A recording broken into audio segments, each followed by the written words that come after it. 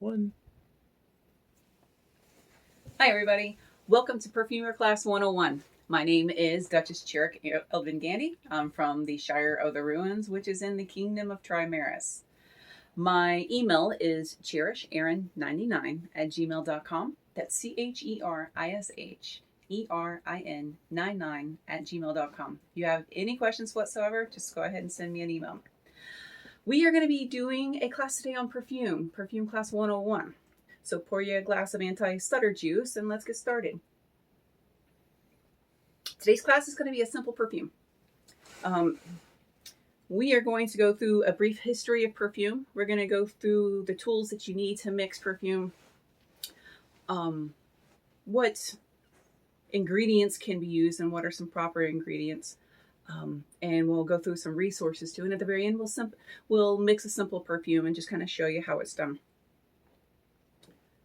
Let's go through a little bit of the history of perfume. Perfume has been a part of our history since we started keeping track of history. I love perfume. I love all the history of it. I love it now. I love anything that smells good. Those of you that know me personally know I spend a lot of time, mundane and SCA, outside sweating. So anything that can smell good afterwards and smell beautiful is something that I love. And so that's what's attracted to me to this art form. Throughout history, we have used perfume. We've used it just for the sake of smelling good. We've used it for religious events, ceremonial events. We use it for medicine and aromatherapy. They always have. Everybody knows in the Middle Ages, people thought that anything that smelled rancid or offensive was unhealthy. And to make the area smell pleasant was to clean the air. It was to clean the air of sickness. So people would go to great lengths to try to make everything around them smell nicer because they thought it would keep sickness and plague away from them. Most perfumes throughout history have all been oil-based perfumes. The first alcohol-based perfume didn't come around until about 1370, and that was the Queen of Hungary.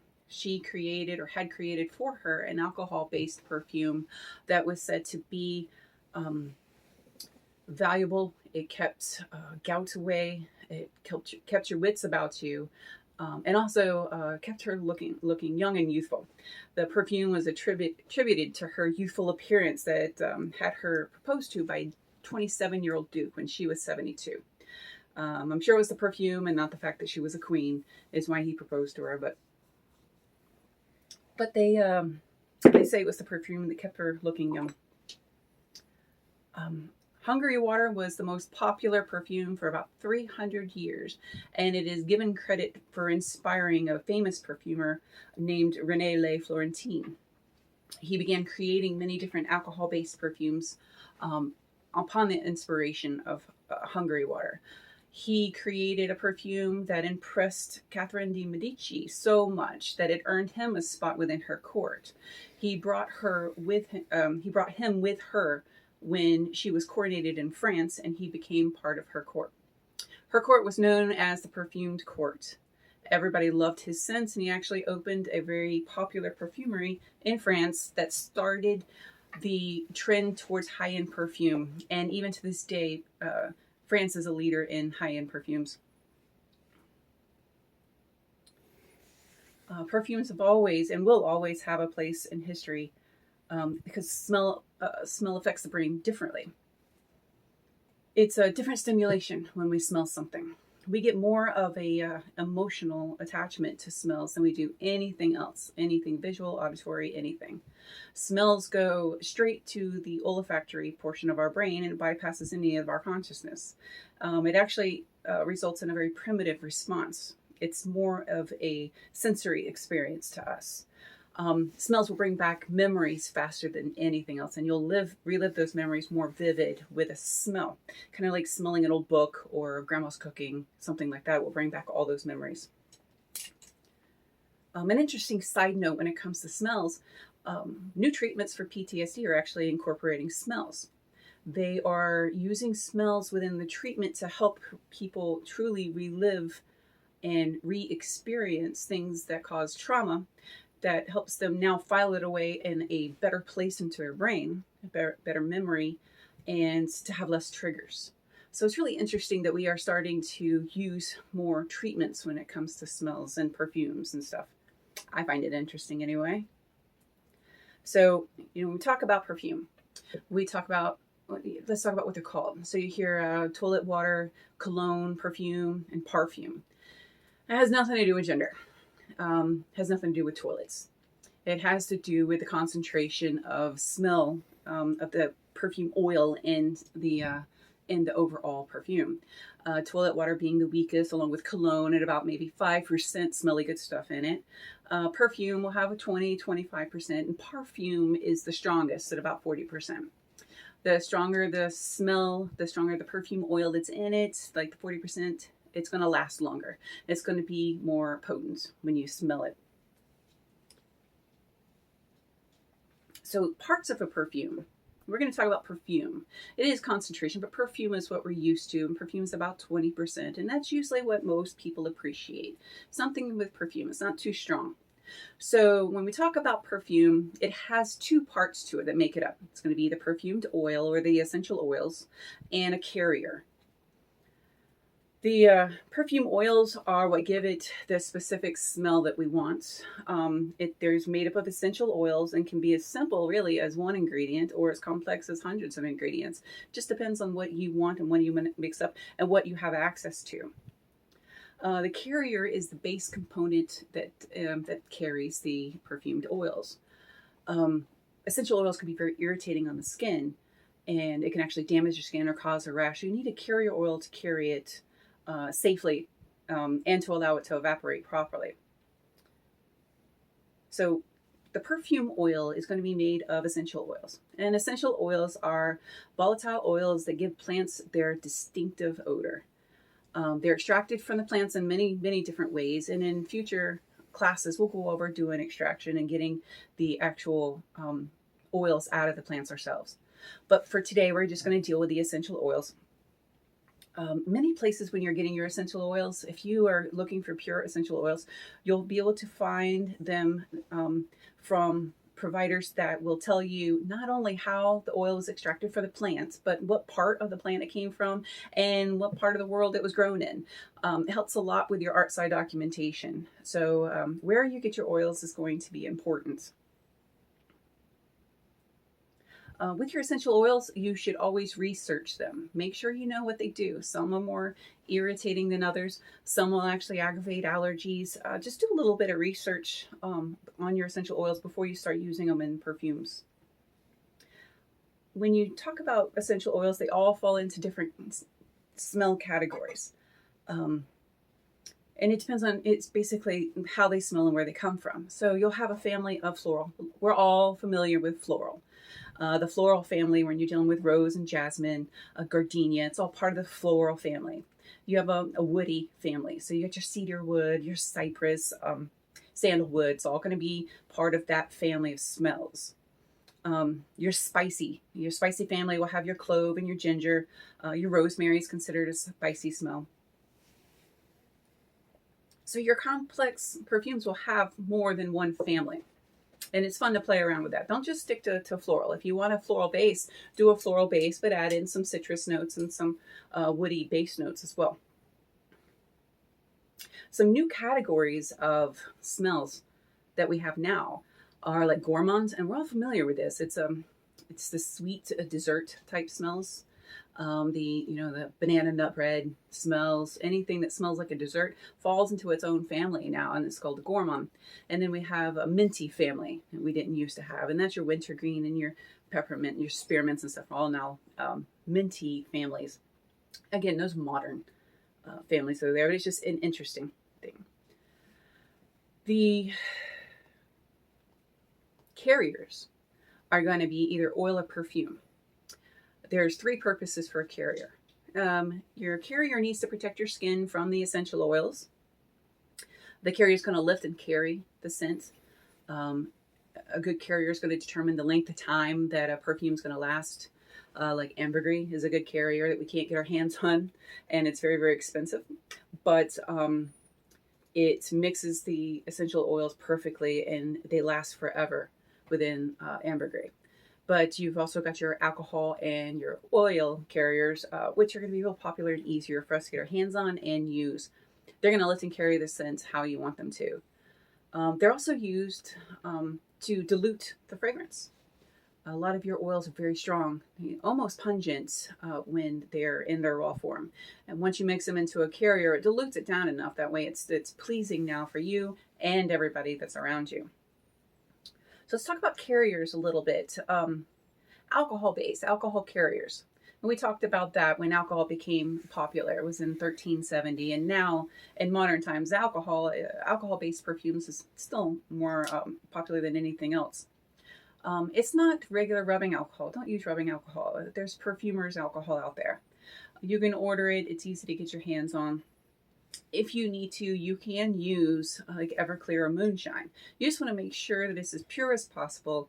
It's 190 proof or above, or else it's not going to mix properly, and it will change the smell of your perfume. Hungry water in the Middle Ages was drank. Do not drink perfume alcohol. Do not drink perfumer's alcohol. It will make you go blind.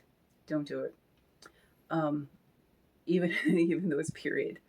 You can get your perfumer's alcohol very easily, or you can get your moonshine even easier if you have a friend. All of my perfumer's alcohol comes from someone who makes it for me. The purer the alcohol it is, the easier the oil will dissolve into the mixture.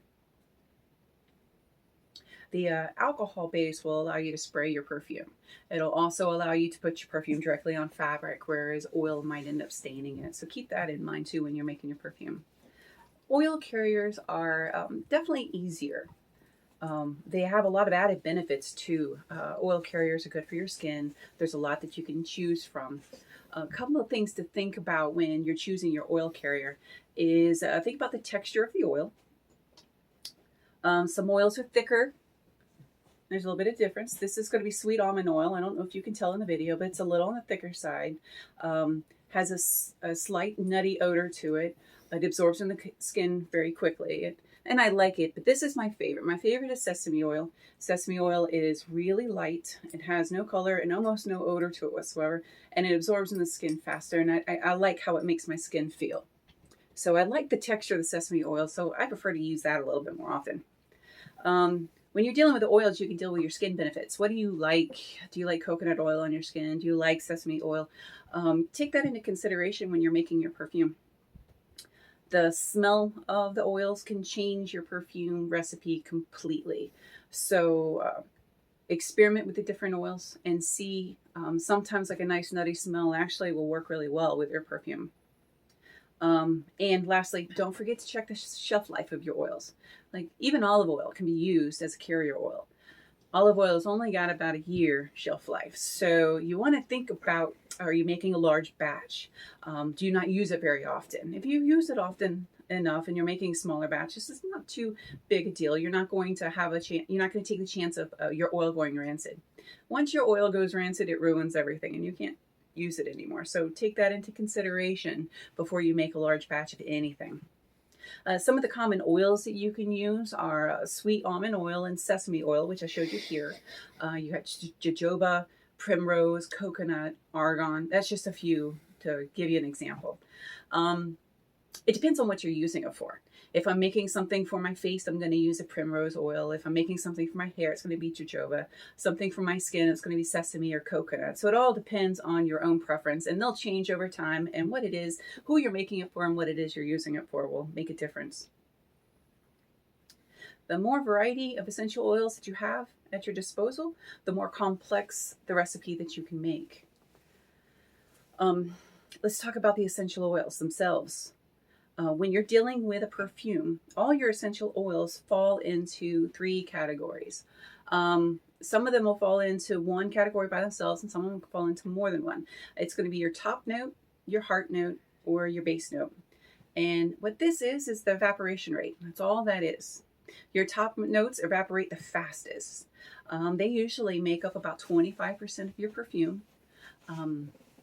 They are going to be your first impression. It's going to be very important because that first impression really just kind of sets the stage for the rest of your perfume. They evaporate quickly and lead straight into the heart note. the heart note will show up before the top note has evaporated. And the heart note is exactly that. It's the heart of your perfume. It's going to last the longest. It's going to be the overall smell that you enjoy. You're going to have more heart note essential oil in your perfume than you really do anything else. The heart note's going to make up about 50%, sometimes even up to 80% of your perfume. It's all on your preference, though. The base note is the slowest to evaporate. It's going to be the last thing that you smell at the end. The base note really does just accent the heart note for the most part. A lot of times your base notes, you're not going to like the way that they smell by themselves at all. But experiment with them anyway, because the base notes are there to bring out the best in everything else. They're going to be a little earthy and they're going to be heavy, but it's going to be a good foundation for your heart note and just make everything else smell better. So the fun part, let's talk about mixing your perfumes. I'm going to say it over and over again, just to be very careful. You don't want to spill any of your perfumes. You don't want to spill any of your essential oils, because then that, whatever you spill it on, spills like that forever. And essential oils are expensive, and so you don't want to waste them if you can help it. So first thing you do is put the cats away. Put them outside, put them in a bedroom. They're not going to be happy, but you're not going to be happy when they decide to jump up on the table and knock all your bottles over.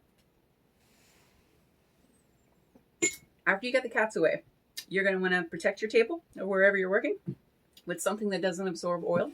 I keep a pretty little silver tray because it's pretty and I like it, and it's metal and it doesn't absorb oil, so I can spill all the oil I want to on it and I don't have to worry about it. You're going to need droppers or pipettes like this. If you're doing an art sci exhibit, you want to use glass.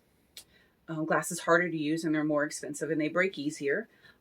For classes and for my own stuff, I just use the plastic droppers because they're easy and cheap and they do exactly what I need to.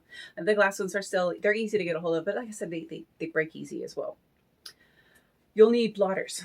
So for a period display, you can use pieces of linen that don't have any smell on them. Make sure that you didn't wash the fabric and anything that smells good. No laundry detergent with lavender and anything that's going to change your smell.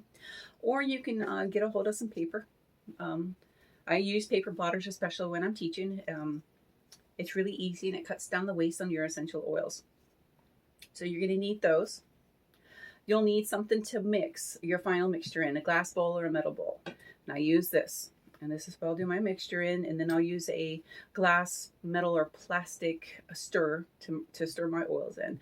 Repurposed plastic and glass chopsticks are nice, and you can get a hold of some metal too. You can get them decorative and they look pretty, and then they match your whole display. I would suggest a small container with some coffee grounds. A lot of times while you're mixing, you'll become nose blind and you won't be able to smell anything, or you'll only smell whatever you just smelled the last time. It's like something that will dominate, like rosemary, and that'll be it. That's all you can smell. So stop, pour yourself a glass of wine, walk away from it, come back, smell your coffee, kind of try to reset your nose, and start again. And start again with a brand new nose that isn't tired. You're going to need a perfume bottle for your final mixture. You can go as simple or as fancy as you want. It depends on what you're making. You can have a roller for your oil, which is what I do. And when I teach, this is what I offer. That's what I have. You could do a small spray bottle for your alcohol perfume. I use the 10 mLs, the blue bottles, because they're blue and it's my favorite. I love it. You can go fancy if you'd like. This is a gift for someone. This is going to be for a nice oil-based perfume. And fancy oil-based perfume bottles and spray bottles are available everywhere. So that just makes gifts really unique and a lot of fun. Make sure to have a small funnel available so you don't spill the oil everywhere. You spill the oil everywhere, everything is slippery, and then you start to drop stuff. And the most important thing to make sure that you have is going to be your pad and paper. You want to keep track of everything. You don't want to mix up that perfect perfume and have no idea what you actually put into it. Write down everything that you do. And if you take something out, make sure that you keep note of that. You don't want to lose your recipe. And it's really easy to get caught up in mixing and doing this drop and that drop. And then you find something you didn't keep track of it and you'll never, ever be able to recreate it. no matter how hard you try. So make sure that you just keep that with you at all times. Make sure to cut off the fans, cut off diffusers, candles, anything that smells good, anything that might mess up what you're doing here. Start with a clean slate. I would lay out all your essential oils by the notes, top notes, heart notes, and base notes. Have them all sitting where you can see them and get to them easy. That way you're not knocking anything over when you reach for it and wasting very expensive essential oils. Again, I said I was going to say that over and over again because I've done it a few times and spilled expensive essential oils, and my kitchen still smells like that. So take the time and do your setup right the first time. You don't have time to do it right, but you've always got time to do it over. Keep your blotters and your droppers nearby so you can get everything mixed like you want them to. Your perfume can be as simple as you want it or as complex as you want it. If you only want rose in it, then just make it with rose and it'll smell good. If you want a rose perfume that is complex, add in some top notes and base notes and make sure to keep rose as your dominant smell. This is your creation, so you can be as creative with it and unique with it as you want. Keep in mind the concentrations that you use in your essential oils will change everything. If you add more rosemary into a smell, it doesn't necessarily make that perfume smell like rosemary. It can change that smell completely in a way that you weren't prepared for. So the paper blotters make it easy to add a higher concentration and take some smells away. And we'll go over that in a little bit, how I mix my perfumes.